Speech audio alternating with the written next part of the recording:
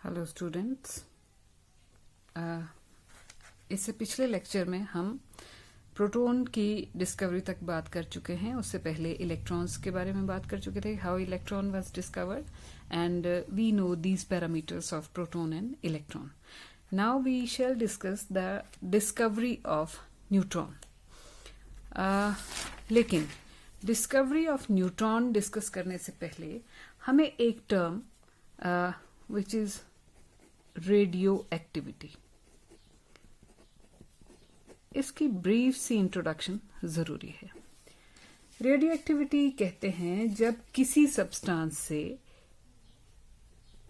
बिना किसी extra stimulus के, बाहर से किसी भी स्टिमुलस दिए बिना कोई सब्सटेंस स्पॉन्टेनियसली खुद ब खुद रेडिएशंस एमिट करता है, तो इस घटना को रेडियो एक्टिविटी कह देते हैं। आपने मैडम क्यूरी के नाम से एक चैप्टर शायद कहीं पढ़ा भी होगा, उसमें इसका जिक्र था। तो जैसे कोई रेडियो एक्टिव सब्सटेंस हम रेडियम ले लें, तो ये महसूस किया जाता है कि रेडियम जो है वो अचानक और स्पॉन्टेनियसली खुद ब खुद अलग अलग तरह की कुछ रेडिएशंस छोड़ने लग पड़ता है। इस घटना को कहते हैं, इस फिनोमिनन को कहते हैं radioactivity. So we can say radioactivity is the phenomenon of spontaneous emission of radiations by certain elements like uranium, radium etcetera. और ऐसे सब्सटेंसेस को हम रेडियो एक्टिव सब्सटेंसेस कहते हैं। ये जो रेडिएशंस इन्होंने एमिट की होती हैं, जब इनको एनालाइज किया जाता है तो ये 3 तरह की रेडिएशंस होती हैं। एक का नाम पड़ता है अल्फा पार्टिकल।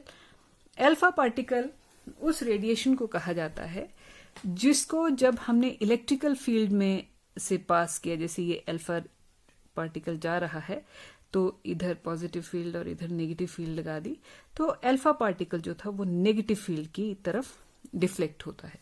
और जो चीज नेगेटिव फील्ड की तरफ अट्रैक्शन के कारण डिफ्लेक्ट हो रही है, इसका मतलब उस पे खुद पे चार्ज क्या है, positive. So alpha particle carries 2 positive charge and its mass is 4 atomic mass unit. So इसको रिप्रेजेंट किया जाता है 2He4।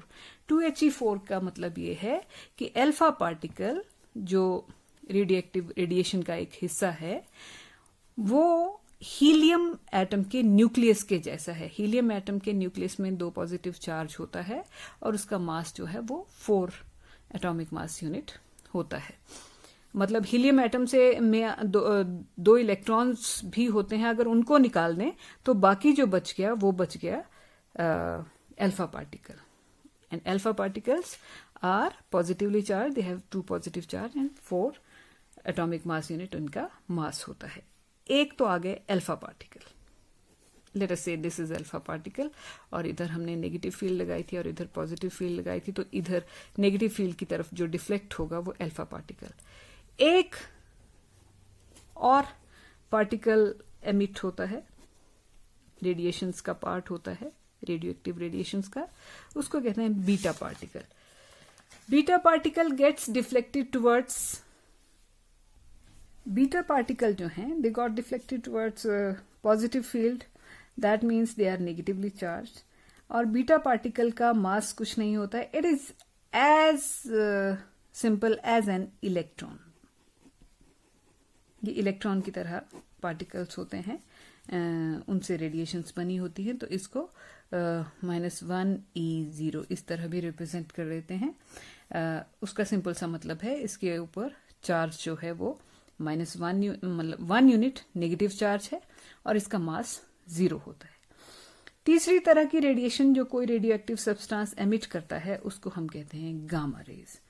गामा रेज जो हैं they are simply energy raise.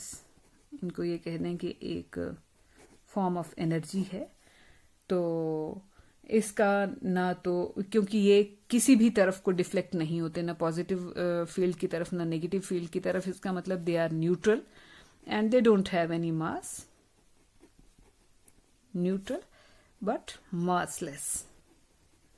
सो आप ये कह सकते हैं कि एनर्जी की फॉर्म है गामा रेडिएशन जो है। अब रेडियो एक्टिविटी का जिक्र इसलिए आया कि जब डिस्कवरी ऑफ न्यूट्रॉन की बात करेंगे तो रेडियो एक्टिविटी उसमें यूटिलाइज होती है वहां, इसलिए हमें रेडियो एक्टिविटी का थोड़ा सा पहले इंट्रोडक्शन चाहिए थी। डिस्कवरी ऑफ न्यूट्रॉन में डिस्कवरी तो चैडविक ने की, लेकिन शुरुआत ये हुई कि मोस्ले वाज ए साइंटिस्ट। उसने क्या किया, मोस्ले ने एटम्स के ऊपर, एटम्स के न्यूक्लियस में जो चार्ज था उसको स्टडी करने के लिए एक्सपेरिमेंट्स किए। तो मोस्ले ने ये एस्टेब्लिश किया, या उसने ये फीचर दिया, एक नया प्रिंसिपल दिया कि the number of unit positive charges present in the nucleus is called atomic number. Moseley ने कहा कि एटॉमिक नंबर होता है एक एटम का, और एटॉमिक नंबर किसे कहते हैं, number of unit positive charge present in the nucleus of an atom is called its atomic number. ठीक है, एटॉमिक नंबर तक बात आ गई। फिर उसके बाद एटम के मास की बात चली। मास जब कैलकुलेट करने लगे तो हाइड्रोजन के केस में तो ऐसा हो गया कि हाइड्रोजन के न्यूक्लियस में एक प्रोटॉन है और इसका हाइड्रोजन का मास जो है वो 1 एटॉमिक मास यूनिट होता है। तो ये माना गया कि क्योंकि और हाइड्रोजन में एक इलेक्ट्रॉन भी होता है, हमें वो नहीं भूलना चाहिए, लेकिन इलेक्ट्रॉन का आपने देखा है कि भार जो है हाइड्रोजन एटम के को मास को अगर 1837 से डिवाइड कर दिया जाए तो इलेक्ट्रॉन का मास आता है, यानी कि इलेक्ट्रॉन भार के हिसाब से इसको इग्नोर किया जा सकता है। इलेक्ट्रॉन का भार जो है बहुत बहुत बहुत कम है। सो भार के पॉइंट ऑफ व्यू से, मास के पॉइंट ऑफ व्यू से हमारे लिए इंपॉर्टेंट क्या है, प्रोटॉन्स। हाइड्रोजन के केस में इट वाज एग्रीएबल। हाइड्रोजन का मास 1 एटॉमिक मास यूनिट आता है, जिसको आप 1.008 जानते हैं वैसे तो एग्जैक्टली, बट मतलब ऐसे राउंड ऑफ करना हो तो 1 एटॉमिक मास यूनिट कह सकते हैं आप। और हाइड्रोजन के ऊपर ये बात सही उतरती है कि इसके पास एक प्रोटॉन है, तो जो प्रोटॉन का भार है वही हाइड्रोजन का भार है। लेकिन हाइड्रोजन के सिवाय बाकी चीजों का जब मास देखने लगे तो जितने उसमें नंबर ऑफ प्रोटॉन्स थे, मास जो था वो उसके बराबर नहीं आने लगा।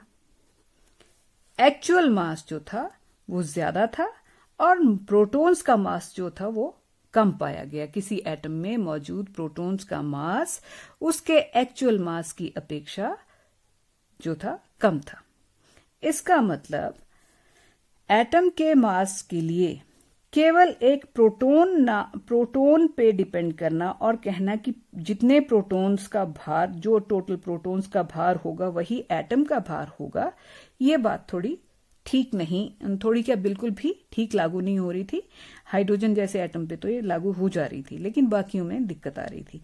फिर यहां से ये चीज स्ट्राइक की कि इस बात का मतलब ये है कि एटम में प्रोटॉन के सिवाय, प्रोटॉन इज पॉजिटिवली चार्ज और इलेक्ट्रॉन नेगेटिवली चार्ज है, जो कि प्रोटॉन के पॉजिटिव चार्ज को बैलेंस कर देता है। लेकिन जब मास की बात आए तो इलेक्ट्रॉन की कंट्रीब्यूशन ना के बराबर है। तो प्रोटॉन और इलेक्ट्रॉन के सिवाय कोई और तीसरा पार्टिकल भी एटम के अंदर होता है, जो कि एटम के मास के लिए एक इंपॉर्टेंट भूमिका निभाता है। एटम के मास में उसका एक इंपॉर्टेंट फ्रैक्शन या हिस्सा या पार्ट है। फिर उस तीसरे अननोन पार्टिकल की तलाश शुरू हुई और यह किसने कंप्लीट की? चैडविक ने। चैडविक ने क्या किया? उसने एक अल्फा पार्टिकल को बम्बार्ड किया बेरिलियम एटम के ऊपर, इसके उससे बना एक तो कार्बन और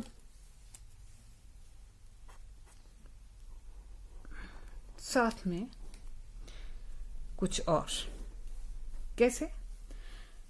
अल्फा पार्टिकल का मतलब है 2He4। इसके ऊपर चार्ज जो था वो 2 पॉजिटिव था और इसका मास जो था वो 4 था।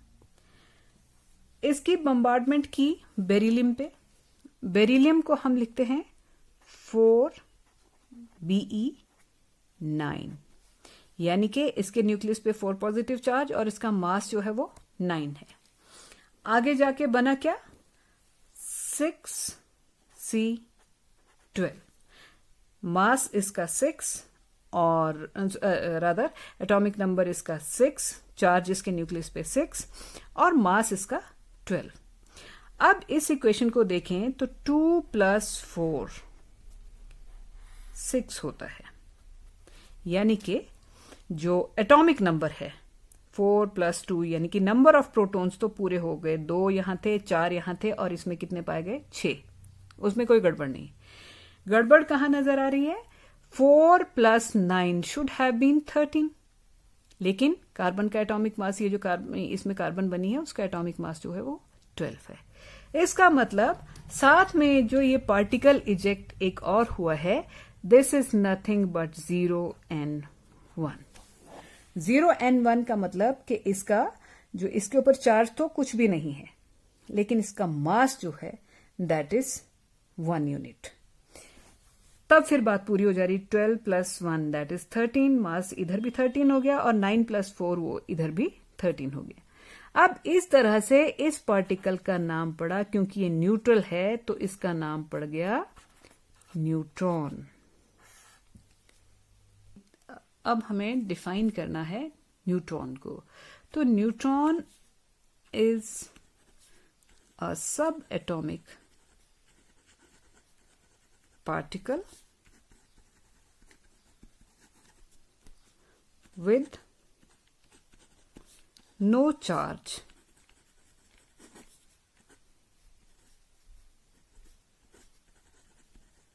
न्यूट्रल है ये, with no charge and mass 1.674 into 10⁻⁻27 kg और 1.008 atomic mass unit. So neutron is a subatomic particle with no charge and mass. इतना मास है इसका। अब इसमें गौर करने वाली बात यह है कि जो न्यूट्रॉन है उसका मास 1.008 एटॉमिक मास यूनिट आता है और जो प्रोटॉन है उसके केस में अगर एटॉमिक मास यूनिट देखनी हो तो 1.007 आता है। सो ये कह सकते हैं कि न्यूट्रॉन प्रोटॉन से बहुत स्लाइटली थोड़ा सा इसका मास ज्यादा होता है। अदरवाइज ये मास के हिसाब से प्रोटॉन की तरह है और चार्ज के हिसाब से ना प्रोटॉन की तरह है ना इलेक्ट्रॉन की तरह है, जस्ट न्यूट्रल है। So this was discovery of neutron, which was basically done by Chadwick in 1932. अब हमारे पास 3 पार्टिकल्स, हमें पता है कि एटम में 3 तरह के पार्टिकल्स होते हैं, प्रोटॉन, न्यूट्रॉन एंड इलेक्ट्रॉन। अब इससे बाद इसके आगे प्रॉब्लम थी कि ये प्रोटॉन, न्यूट्रॉन, इलेक्ट्रॉन, हमें मालूम है proton is positively charge, electron is negatively charge and neutron is just neutral.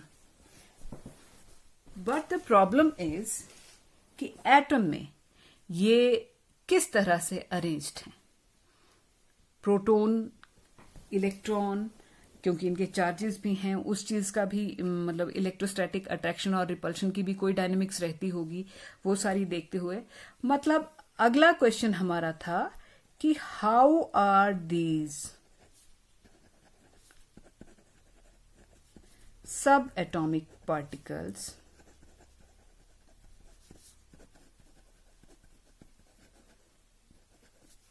arranged in the atom. यानी कि हम किस चीज की तरफ जा रहे थे, अब हमारा काम था, हम ये रिसर्च कर मतलब साइंटिस्ट ये रिसर्च करने वाले थे कि कौन कहाँ कैसे पाया जाता है प्रोटॉन इलेक्ट्रॉन में से, और फिर वो अपने अपने हिसाब से जो उनको समझ आ रहा था उस हिसाब से एटम का मॉडल ऑफ एटम प्रपोज कर रहे थे। वो बता रहे थे अपनी तरह से अपने एक्सपेरिमेंट्स के हिसाब से कि एटम में कौन कौन सी चीज कहाँ कहाँ पाई जाती है। और जब कोई इस चीज को बताने के लिए अपनी तरफ से पूरी पिक्चर प्रपोज करता है कि ऐसे एटम में ये चीज यहाँ पे, ये चीज यहाँ पे, तो उस पिक्चर को हम क्या कहते हैं, एक तरह से उसे कह देंगे model of atom. Model of atom में सबसे पहला आता है जे थॉमसन्स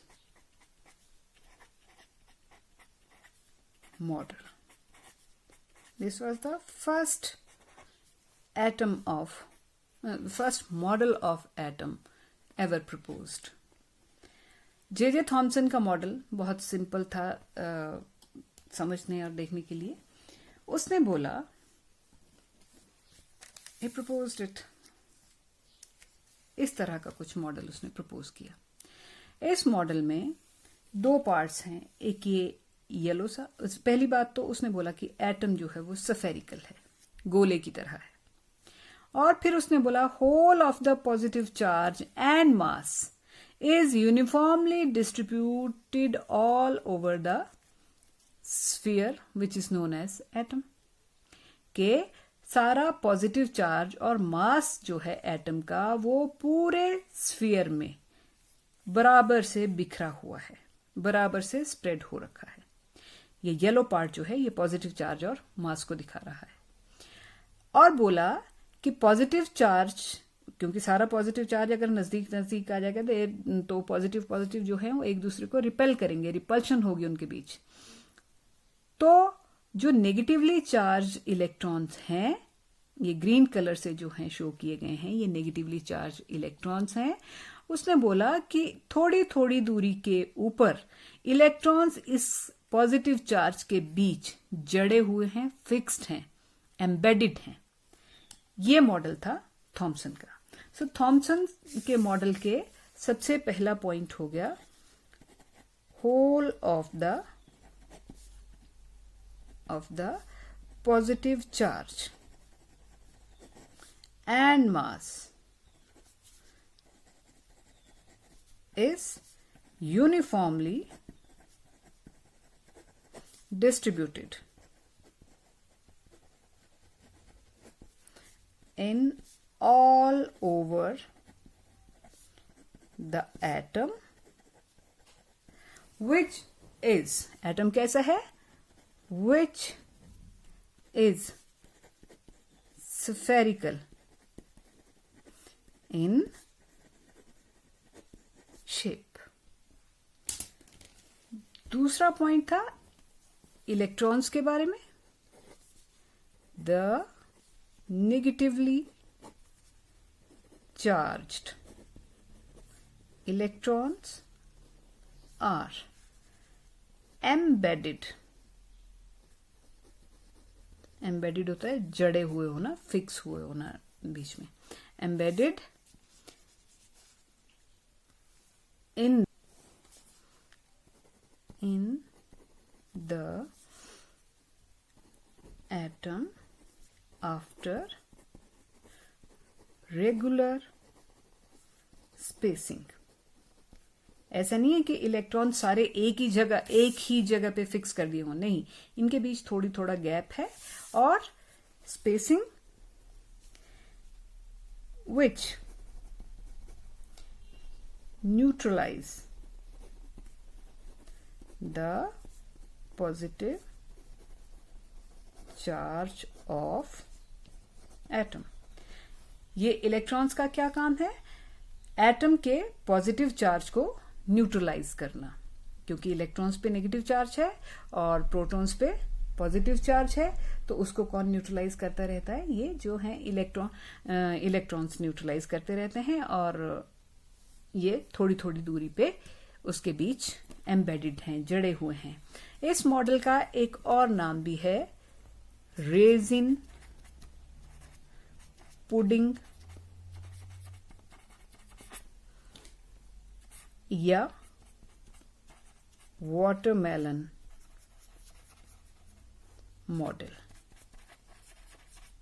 रेजिन पुडिंग, जैसे आपने पुडिंग बना रखी है कोई, और उसके बीच आप रेजिन से थोड़ी थोड़ी, पुडिंग जो है वो पॉजिटिव चार्ज का सिंबल है, मतलब पॉजिटिव चार्ज को रिप्रेजेंट कर रही है, और जो रेजिन्स, उसके बीच में जो आप रेजिन्स लगा रहे हैं थोड़ी थोड़ी दूरी के बाद, तो फिर वैसा दिखता है ये मॉडल। या बड़ी आसानी से आप आजकल, जैसे वाटरमेलन का मौसम ही है, तो वाटरमेलन को हम काटें तो उसका रेड वाला पार्ट जो होता है that represents the positive charge and mass of atom, और उसके बीच में जो बीज थोड़ी थोड़ी दूरी के बाद होते हैं, बीज जो हैं वो इलेक्ट्रॉन का सिंबल हैं। सो आज हम यहीं तक करेंगे। Thank you.